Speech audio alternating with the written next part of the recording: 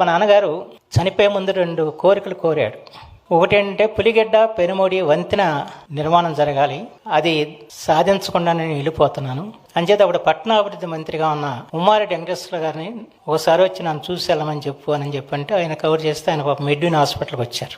వస్తే వారు ఇది నేను చేయకుండా నేను వెళ్ళిపోతున్నాను, దీన్ని ఎట్లాగైనా మీరు అంతా కలిసి సాధించాలని చెప్పి ఆయన వెళ్ళిపోవటం జరిగింది. ఆ తర్వాత చంద్రబాబు గారు ఆ పులిగడ్డ పెనుమూడి వంతెన్ని వారు శాంక్షన్ చేయటం, స్వహస్తాలతో దాన్ని ప్రారంభించడం అందరికీ తెలిసిన విషయం. ఆ రకంగా ఆయన చనిపోయే ముందు ఏదైతే కోరిక ఉందో ఆ కోరిక తీరిందని చెప్పి మాత్రం మనం చేస్తాం. ఇంకో కోరిక కోరారు, అదేంటంటే ముఖ్యమంత్రి చంద్రబాబు గారు చూస్తే నేను ఒక మాట చెప్పాలనుకుంటున్నాను.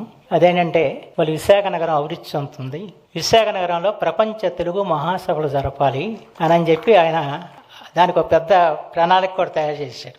ఏ ఊరిలో ఏ రకమైన కార్యక్రమాలు చేసుకుంటూ విశాఖపట్నానికి వెళ్ళాలి, ఆ విశాఖపట్నంలో సభలు జరపాలి, మధ్యలో రాజమండ్రిలో ఇవన్నీ ఒక కాగితాల మీద రాసి పెట్టాడు అంతా. అయితే నాకు అప్పుడంటే చంద్రబాబు గారిని నేను ప్రతిపక్షంలో ఉన్న ఆ రోజున, పైగా పెద్ద పోరాటాలు చేస్తున్నా అంచేత నేను వారికి ఆ వర్తమానం నేను ఇవ్వలేకపోయినా, వారు రాలేపారు. వచ్చి వారు దాంట్లో అనుమానం లేదు, కానీ నేను ఇవ్వలేకపోయాను, ఆ తప్పు నాది.